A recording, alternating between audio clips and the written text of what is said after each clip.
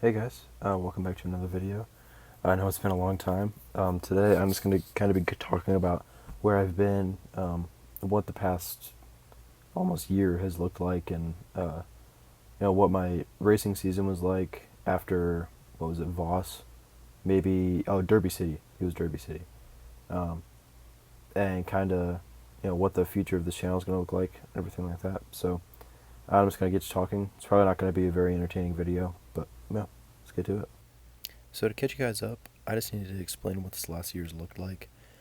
Since the start of racing in February, I felt a huge pressure on me to perform. This was mainly because I was in my final year as a junior, and I felt a need to prove myself. I had a few good results, especially around June, during Tour of America's Dairyland. I'll get into race results later, but my form never seemed to show up the way I was hoping. I even ended up getting a spot on a European racing camp, and I got to race against some of the best Belgian and other European riders in the world. I upgraded to Category 2, and I increased my FTP by over 30 watts. Despite all of this, I still felt a missing piece, both in training and in racing. I just didn't quite feel like myself. I eventually took a deep dive into my mind, and I realized there were a few things in my daily life that I needed to fix. The first of these fixes was both sleep and nutrition, so I guess first two of these fixes. I locked in over 2 months following that European trip, and I managed to lose around 10 pounds, while increasing my power over all durations from about 5 seconds to 30 minutes. I also fixed my sleep for the most part, and I felt like I was in a great spot, both mentally and physically. The next piece of my life pie that I took a look at was the people that I was surrounding myself with. I realized my team, White Space Bikes, as you guys know, was no longer a fit for me. I ended up leaving the team, along with terminating my coaching. At this point, I was completely freelance, so I started to look at other teams for the 2026 season. My search led me to Cleveland Cycling Academy, a nonprofit team based out of Ohio. I contacted the team and I got a guest ride at my final race of the season, the Detroit Pro-Am Classic. The race went great, and I thought I left a great impression on the team. It was right after this that I decided to take my off season. I thought this would be a great idea since I was starting college soon. No, yeah, about college. So in 2024, I was convinced I was going to Milligan University in Johnson City, Tennessee, even up to, February of this year. Long story short, and a lot of other colleges considered, I ended up at Manchester University in North Manchester, just an hour away from my home. This was a tough pill to swallow at first, but it's turning out to be a great thing. I started my off season in need of a break, since I had been training hard for almost 10 months straight at this point.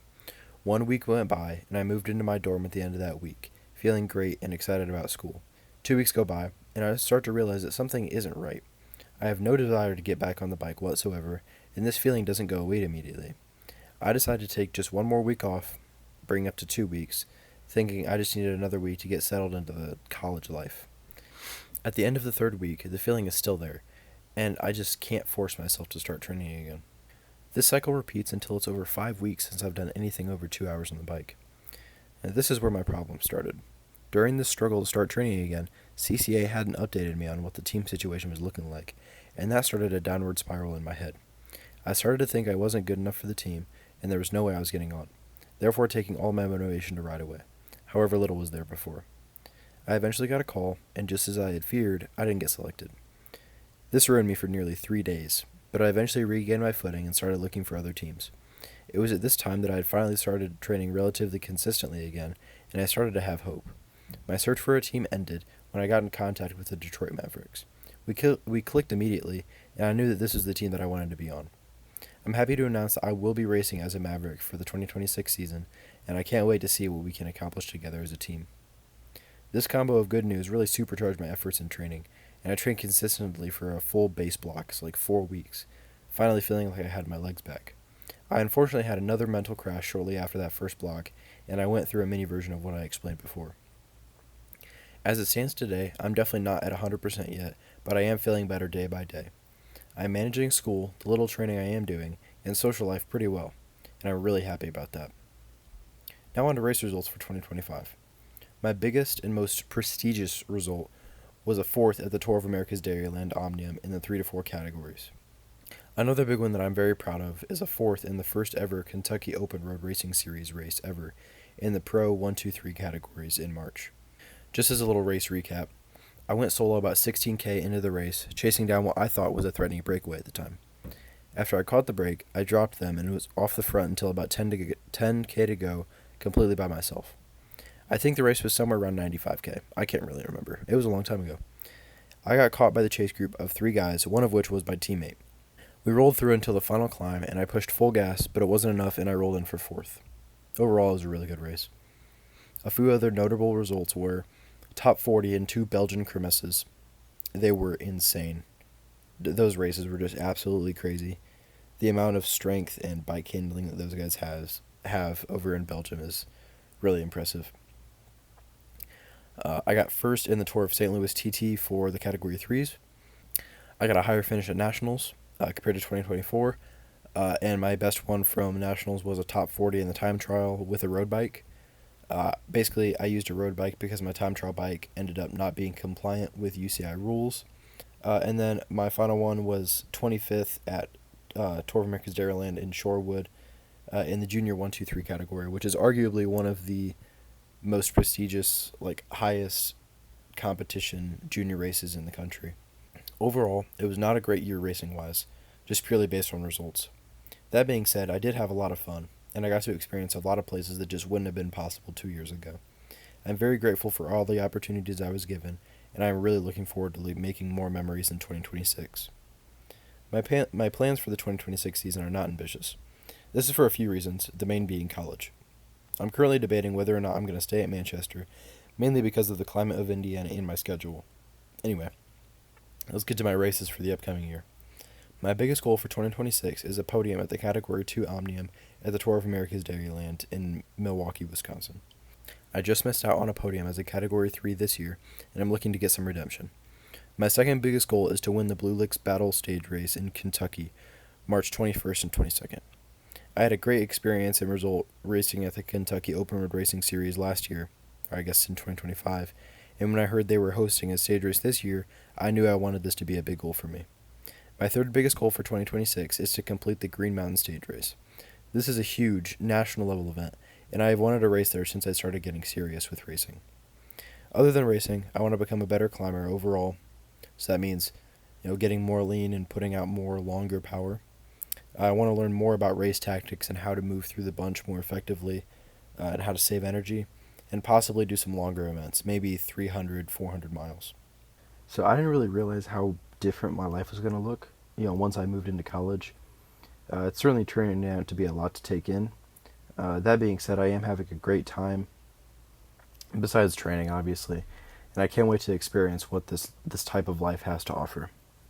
Now, I am planning on creating more videos in the future, just to fulfill that creative side of myself, Now, I can't say it's going to be a consistent schedule, just with training and studying and everything like that. But to be honest, this entire channel is basically just a video diary for me. It's not really meant to, rake in views and bring in a bunch of new people. That being said, whoever's watching this, if you've watched my other videos, I hope you enjoy them. I have spent quite a bit of time making them, and I hope that you find them entertaining, maybe even a little, inspiring.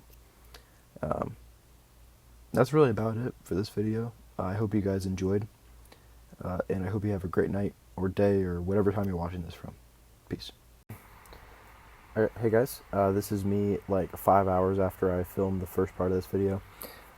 I've been watching this video that I made,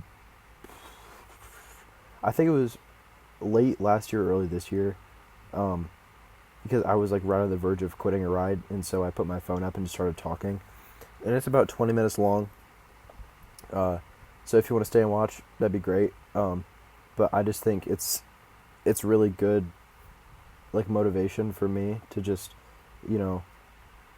watch my thought process in real time, push through something like that, and I don't know, I feel like it's helping me with my motivation now. So, yeah, enjoy this if you're going to watch it.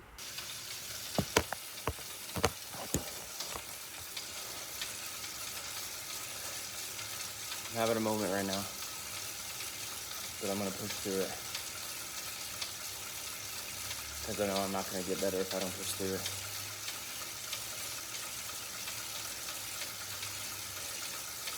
Yeah, this is really fucking hard.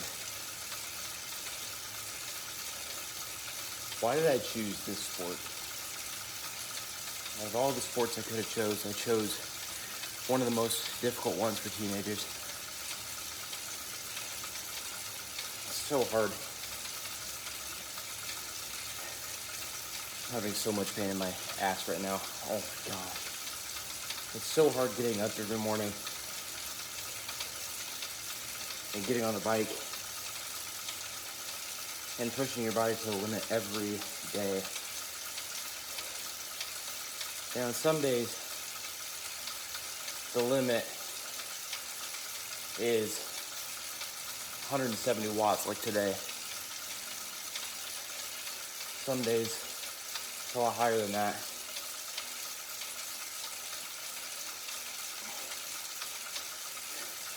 But every day is difficult.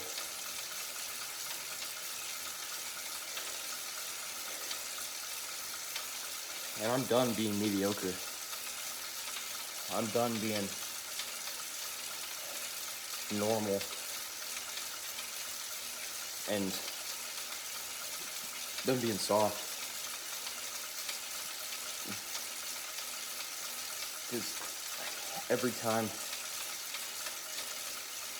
I quit a ride like this, where it's hard,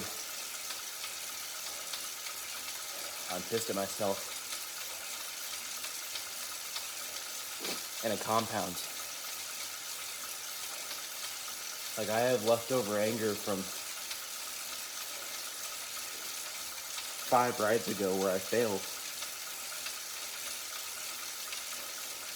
Because I was going through this same feeling. And I decided to just quit instead of pushing through it. Even though I know pushing through it is the right thing to do. Because it's making me better. A lot better.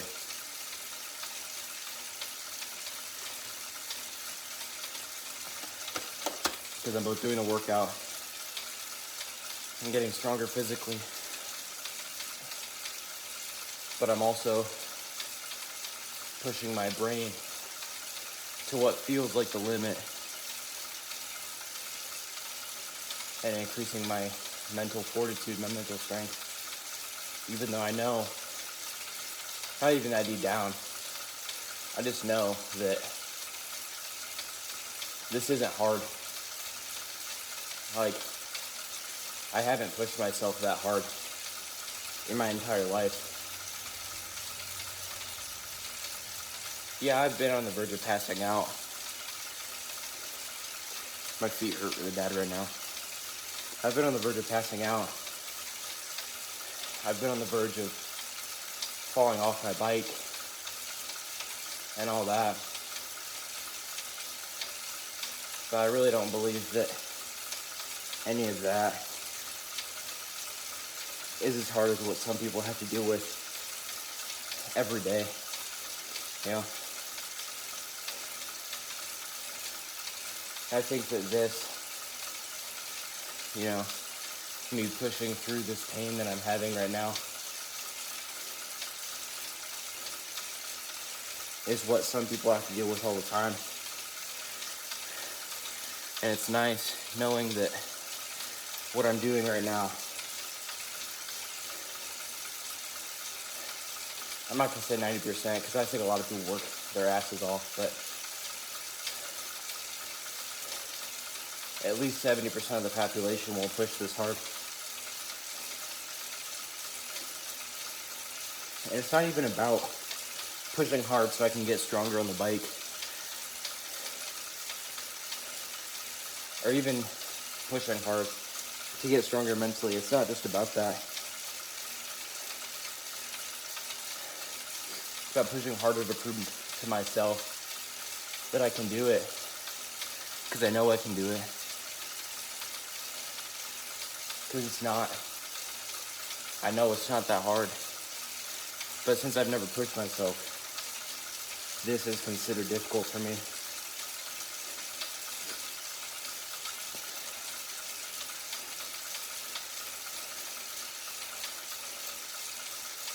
You know,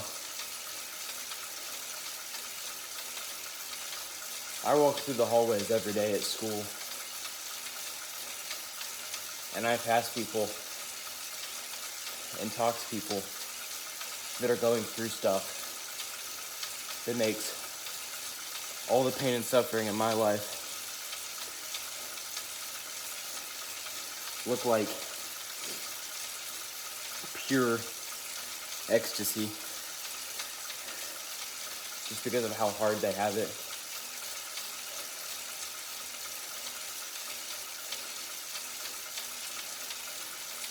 And I know that I am extremely blessed to have the stuff that I have and have the opportunities that I have. But I want to be able to prove to myself and to my family and all my friends and anybody who doesn't believe in me that I have what it takes, because I know I have what it takes. I may not have pushed myself that hard in the past to prove to myself, but I just know deep down that I have what it takes, because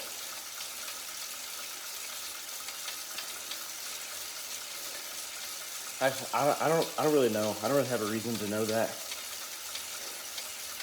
I think God kind of puts that idea in my head because he knows that I'm worth a lot more than the activities that I do. And he knows that I can push myself farther than I ever thought possible. And it's really, really fucking hard, okay? The only reason that I'm still pedaling right now is because, one, I'm recording myself, but two, I'm angry. I'm angry at myself for giving up so often.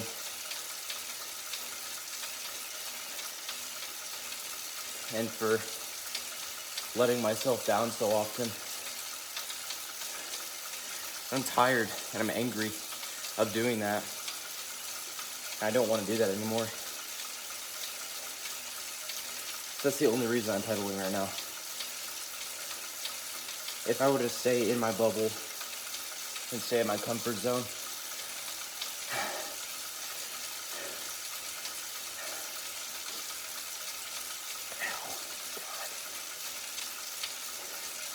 think back to all the progress you've made in the past. Pushing yourself like this. Not even like this, easier than this. Think about all that progress you've made. You've done 10,000, at this point, filming this video, you've done 10,600 miles this year.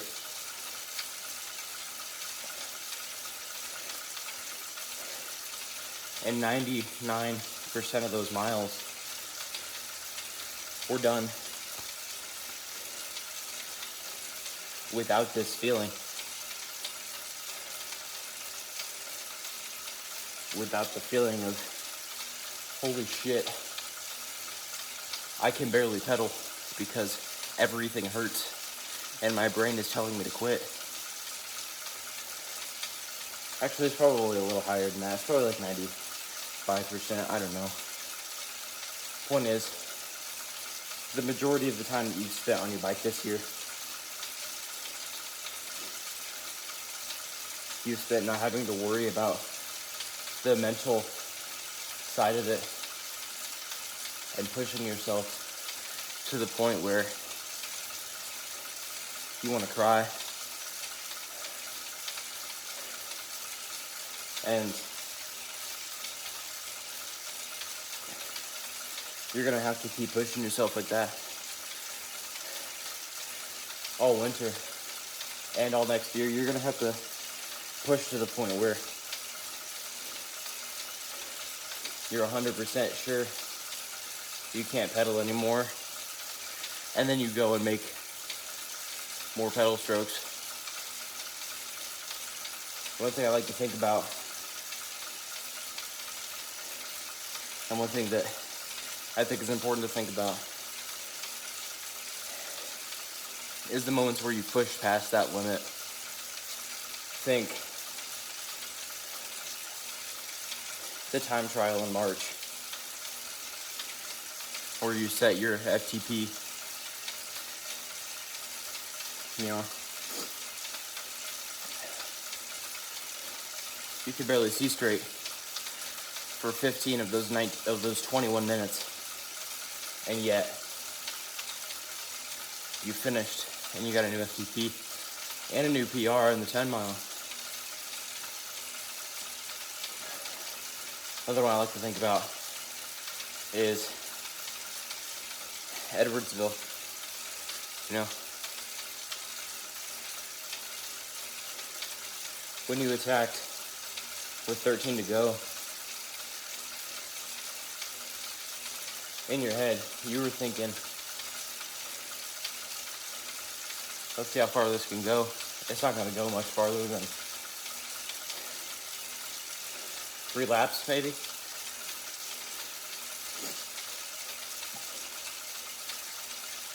And then you caught to Reese, and he flicked you through, and you started pulling, and you dropped him almost immediately. And he's a strong guy. And you started to think to yourself, how many more laps am I going to be able to stay up the front?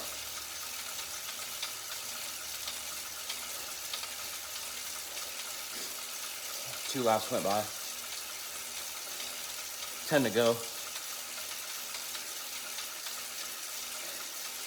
You start thinking to yourself, if I can make it 3 more laps, I'll be happy. 3 laps go by. You extend the gap. It's 15 seconds to the peloton. You start thinking, if I can make it 3 more laps, I'll be happy.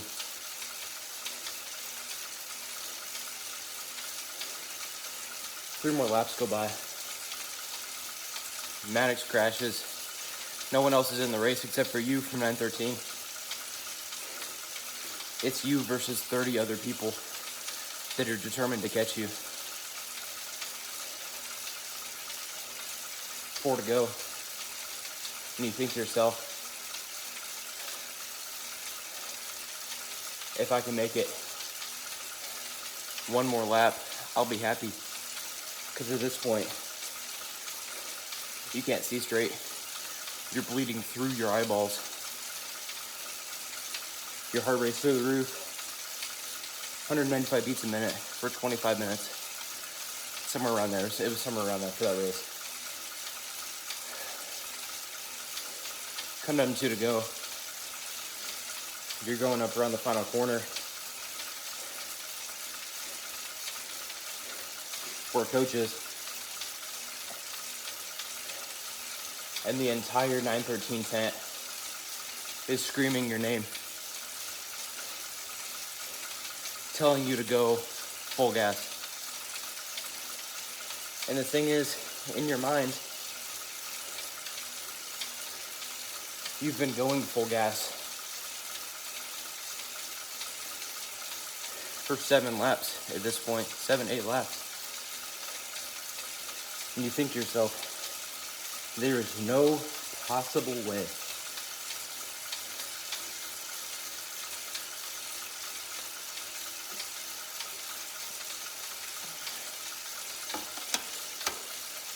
I'm going to get 2 more laps without the peloton catching you.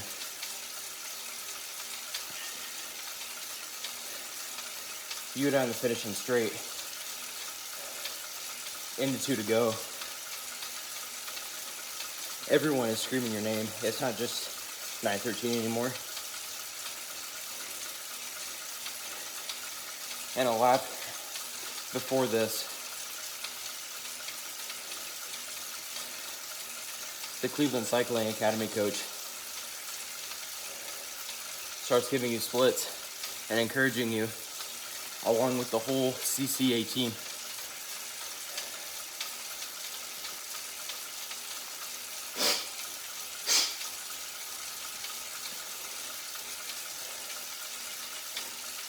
And you're going around the roundabout with 2 to go, around the hairpin.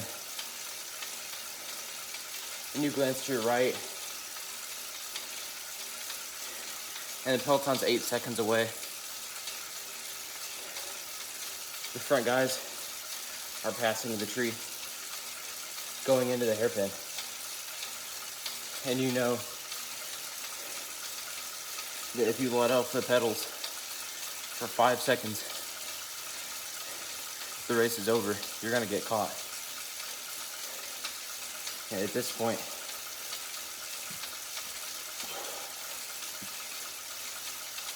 you enter into the space where you're making a deal with yourself. I'm kind of quoting this from the Vegan Cyclist. And you tell yourself, just 2 more laps. 2 more laps and we're done. And you've won your first Cat 3 race with a solo break of 12 laps.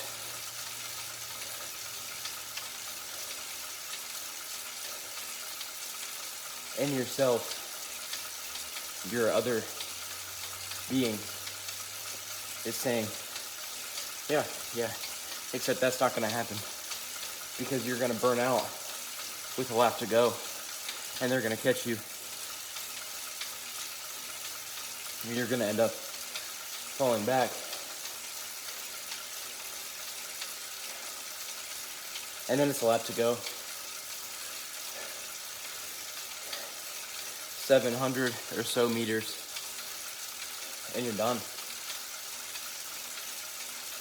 And you glance back one last time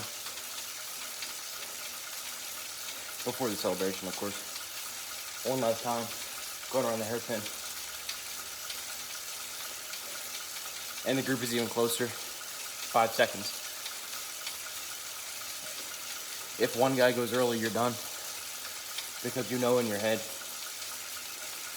you think in your head that if one guy were to bridge up to you and attack over you, you wouldn't be able to respond. And you find another gear. And for that entire 700 meters, you're in a dead sprint.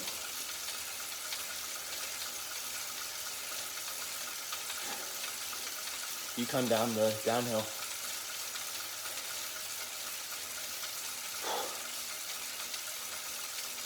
And the CCA guys are screaming for you.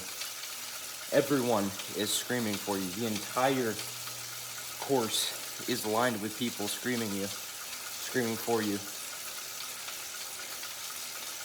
You go up the climb. One final effort. You glance up. Coach and all the guys are leaned over the railing, screaming for you. And at this point, you know you've won. And you crest that hill. You turn that final corner. You do 5 more pedal strokes. Hard.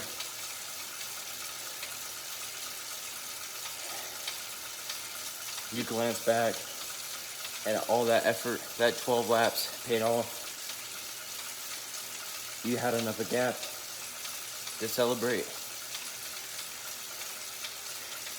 your first Cat 3 win. And you made everyone in that peloton look like absolute chumps. You know? And all that was really hard to get to because you had to work so hard.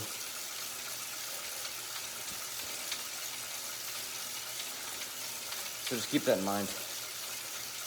I'm getting ready to start my interval here. Keep that in mind. Next time it's hard.